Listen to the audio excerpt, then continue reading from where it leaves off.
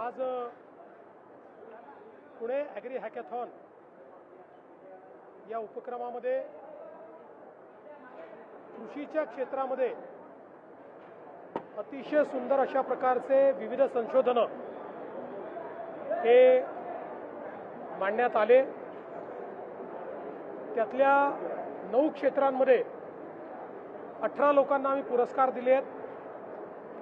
ज्यांना पुरस्कार मिळाले आहेत त्यांचे इनोव्हेशन आम्ही इन्क्युबेट करू, त्याला स्टार्टअपमध्ये परिवर्तित करू आणि शेतकऱ्यांना त्याचा फायदा होईल अशा पद्धतीनं आम्ही प्रयत्न करू। मागील वर्षीच्याही ॲग्री हॅकॅथॉनमधील जे विजेते होते त्यापैकी 4 प्रॉडक्ट्स आता मार्केटला आले आहेत, 12 अजून मार्केटमध्ये येण्याच्या तयारीत आहेत। यामध्ये माती परीक्षणापासनं, कीड व्यवस्थापनापासनं, पेरणी तंत्रापासनं, कापणी तंत्रापर्यंत प्रत्येक क्षेत्रामध्ये इनोव्हेशन करण्यात आलेलं आहे। ज्या गोष्टी आपण शेतीकरता वापरतो त्या प्रत्येक गोष्टीत अतिशय ऑप्टिमम त्याचा उपयोग कसा करायचा की जेणेकरून उत्पादन खर्च कमी होईल, पाणी कमीत कमी लागेल, युरिया असेल, DAP असेल, न्यूट्रिएंट्स असतील, या प्रत्येक गोष्टीचं रॅशनलायझेशन करणाऱ्या अशा प्रकारच्या हे सगळे प्रयोग आहेत। त्यामुळे शेती क्षेत्राला याचा मोठा उपयोग होईल। मी 2 घोषणा आज केल्या आहेत।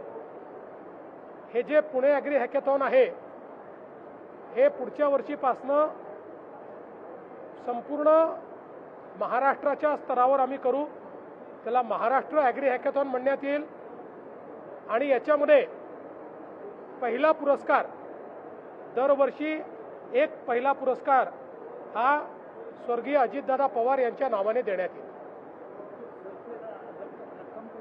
तेच आता ठरवू, पुण्यात करू।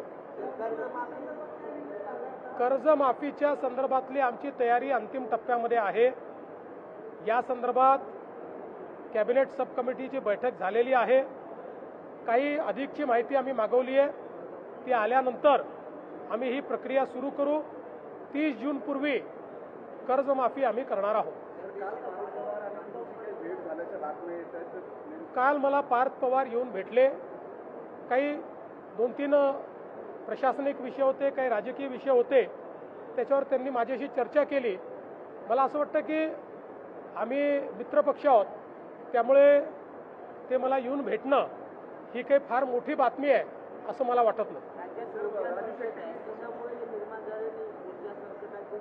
राज्यात कुठलंही ऊर्जा संकट नाही।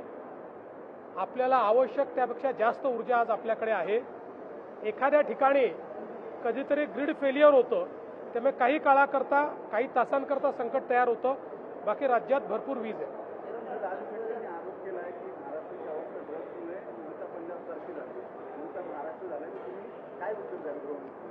असं आहे की आपल्याला आकडेच या ठिकाणी पाहायला मिळतात। पंजाबची स्थिती काय, इतर राज्यांची स्थिती काय आणि महाराष्ट्राची स्थिती काय आहे। त्यामुळे महाराष्ट्राला अशा पद्धतीनं बदनाम करणं हे राजू शेट्टींना शोभत नाही। अर्थात अंमली पदार्थ हा एक हे मोठं आव्हान आहे, केवळ महाराष्ट्रासमोर नाही संपूर्ण देशासमोर आहे। पण देशाचे कणखर गृहमंत्री माननीय अमितभाई शाह यांनी मोदीजींच्या नेतृत्वात संपूर्ण भारतामध्ये ड्रग्सच्या विरुद्ध मोठी लढाई सुरू केली आहे। महाराष्ट्र त्यात अग्रणी आहे। काही काळ हा लढा आपल्याला द्यावा लागेल, पण मला विश्वास आहे की निश्चितपणे आपला विजय त्याच्यात होईल।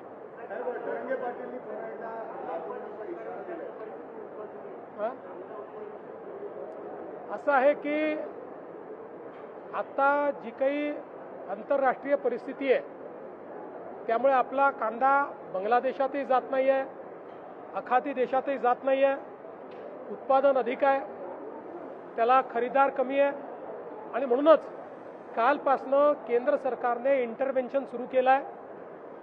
12.5 रुपयाच्या भावाने केंद्र सरकार कांदा खरेदी करत आहे, ती सुरू झालेली आहे। त्यामुळे काही ना काही दिलासा हा शेतकऱ्यांना निश्चित मिळेल। धनंजय पाटलांनी पुन्हा एकदा आंदोलनाचा इशारा दिलेला 30 तारखेपासून पुन्हा एकदा ते आंदोलनावर बसणार आहे. त्यांच्या मागण्या दोन एक सातारा गॅजेट लागू करा आणि व्हॅलिडिटी सर्टिफिकेट तातडीने द्या. असं आहे, सातत्याने मराठा समाजाकरता राज्य सरकारने अनेक गोष्टी केल्या आहेत. यामध्ये सारथी संस्था तयार करून आपले अनेक मराठा तरुण IAS, IPS, MPSC स्पर्धा परीक्षांमध्ये आज त्या ठिकाणी उत्तम यश संपादन करतायत. अण्णासाहेब पाटील आर्थिक विकास महामंडळातनं रेकॉर्ड इतके उद्योजक मराठा समाजातले आपण तयार केले आहेत. शिक्षणाचं क्षेत्र असो, सगळ्या स्कॉलरशिप आपल्या चाललेल्या आहेत. ज्यांना हॉस्टेलमध्ये जागा मिळत नाही त्यांच्याकरता निर्वाह भत्त्याची योजना आपण चालवतो. नवीन हॉस्टेल्स तयार करतो. कुठलीही योजना बंद नाही आहे.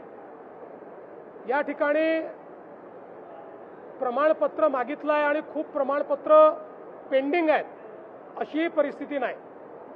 जे प्रमाणपत्र मागितले जातात त्यातले जे त्या नियमात बसतात ते सगळे दिले जातात आणि पेंडन्सी कुठेही फारशी तुम्हाला त्या ठिकाणी पाहायला मिळत नाही.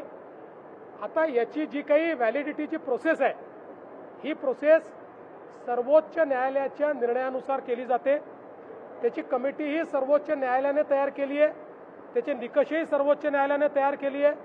त्या समितीला पूर्ण स्वायत्तता सर्वोच्च न्यायालयाने दिली आहे. ते काही राज्य सरकार त्याच्यामध्ये हस्तक्षेप करू शकत नाही. त्यामुळे त्या नियमानुसार कमिटी व्हॅलिडिटी देखील करते आणि सातारा गॅझेटचा जो काही या ठिकाणी संबंध आहे, आपल्याला माहिती आहे हैदराबाद गॅझेट दिल्यानंतर त्याची केस ही आत्ता माननीय उच्च न्यायालयामध्ये चाललेली आहे. अजून त्या केसचा निकाल लागलेला नाही. त्यामुळे कंटेम्प्ट ऑफ कोर्ट कुठेही होऊ नये या दृष्टीनं त्या ठिकाणी आमच्या लॉ अँड ज्युडिशरी डिपार्टमेंटनी जे काही सल्ला दिलेला आहे त्या सल्ल्यानुसार आम्ही काम करतो. कुठेही मराठा समाजाकरता आम्ही केलेल्या योजना स्लो केल्या नाहीत, बंद केल्या नाहीत. उलट अधिक ताकदीनं आम्ही त्या चालवतो आणि जेवढं मराठा समाजाकरता मुख्यमंत्री म्हणून मी आणि एकनाथराव शिंदेजींनी केलं, मला वाटत नाही की महाराष्ट्राच्या इतिहासात कुठल्याच सरकारमध्ये झालेलं आहे. तथापि लोकशाही आहे, प्रत्येकाला मत व्यक्त करण्याचा अधिकार आहे, त्याला तुम्ही थांबवू शकत नाही.